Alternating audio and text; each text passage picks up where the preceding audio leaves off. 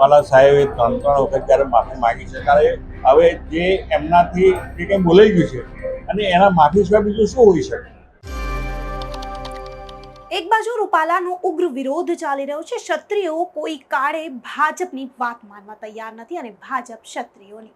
ત્યારે બીજી બાજુ રૂપાલાને બચાવવા પાટીદારો પછી હવે ગુજરાત સરકારના મંત્રી ભીખુસિંહ પરમાર પણ મેદાને આવ્યા છે. ત્યારે શું છે સમગ્ર મામલો તે જોઈએ આ વિડીયોમાં. નમસ્કાર, હું અમરીન અને તમે જોઈ રહ્યા છો નિર્ભય ન્યૂઝ. અત્યારે ગુજરાત જ નહીં પરંતુ સમગ્ર ભારતના ક્ષત્રિયો જે છે તે રૂપાલાનો વિરોધ કરી રહ્યા છે. હવે વાત એટલી વધી ગઈ છે કે વાત જે છે તે જોહર સુધી પહોંચી ગઈ છે. આ વિરોધ શાંત થવાનું નામ જ નથી લઈ રહ્યો.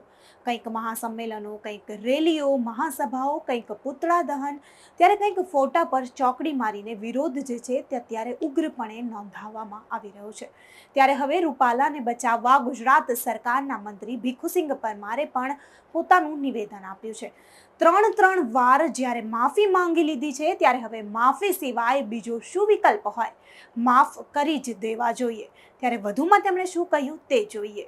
ક્ષત્રિય સમાજનો જે વિરોધ છે એ એમની લાગણીનો વિષય છે. હવે હોઈ શકે કંઈ ના કંઈ મતભેદો હોય.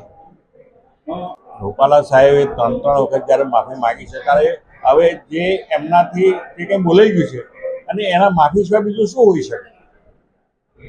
એનાથી બીજો વિકલ્પ શું? અને હવે માફ કરી જ દેવા જોઈએ. હા હા. પહેલા પાટીદારોએ રૂપાલાના સમર્થનમાં બહાર આવ્યા અને હવે ભીખુસિંહ પરમાર. ભાજપના મતે ક્ષત્રિય સમાજ તરફથી તેને માફી મળી જ જવી જોઈએ, કેમ કે તેમણે 3 વાર માફી માંગી લીધી છે. કોઈ પણ નમતું જોખવા અત્યારે તૈયાર નથી દેખાતું, ન ભાજપ કે ન ક્ષત્રિયો.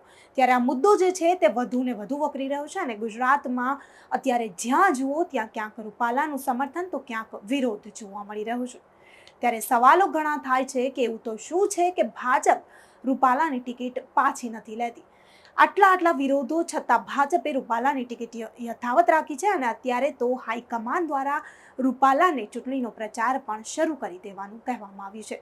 ત્યારે રૂપાલાએ ચૂંટણી પ્રચાર પણ શરૂ કરી દીધો છે જોરોશોરથી, અને ક્ષત્રિયોએ પણ જોરશોરથી પોતાનું આંદોલન જે છે તે ઉગ્રપણે ચાલુ રાખ્યું છે. ત્યારે સવાલ એ ઊભો થાય છે કે શું ભાજપને સમાજ કરતા નેતા વધારે વહાલા છે?